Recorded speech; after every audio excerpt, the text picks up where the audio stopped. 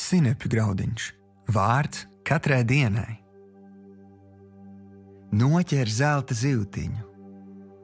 Šodienas raksturvieta. Un visu, ko jūs lūgsit manā vārdā, to es darīšu, lai Tēvs tiktu pagodināts dēlā.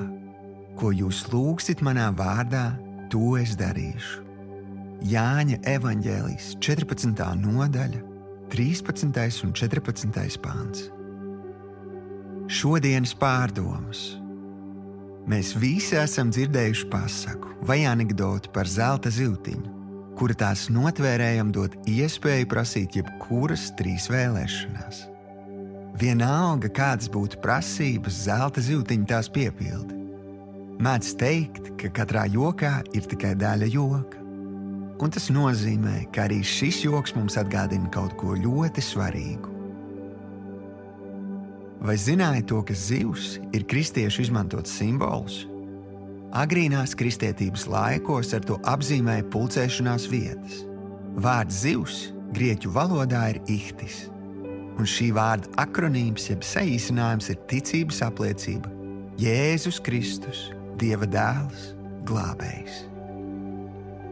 Es gribu tevi iedrošināt lūgt Dievam lielas lietas, brīnumus, ko ir spējīgs paveikt tikai Viņš. Jēzus tev ir iedevis apsolījumu piešķirt visu, ko tu prasīsi saskaņā ar Viņa vārdu. Velti laiku lūgšanai un ļauj Dievam apgaismot tavu lūgumu. Atrodi Dieva apsolījumu, uz ko balstīties. Tad ticībā satver Dieva vārdu, pasludini to, un tu redzēsi, kā neiespējamais kļūst iespējams. Šodienas lūgšana. Tēvs, es atzīstu, ka Jēzus Kristus ir Dieva dēls un mans glābējs. Es pateicos, ka tu esi devis solījumu dot man visu, ko es ticībā tev lūdzu Jēzus vārdā. Palīdzi man atrast Bībelē apsolījumus, uz kuriem balstīt manu ticību. Jēzus vārdā. Āmen.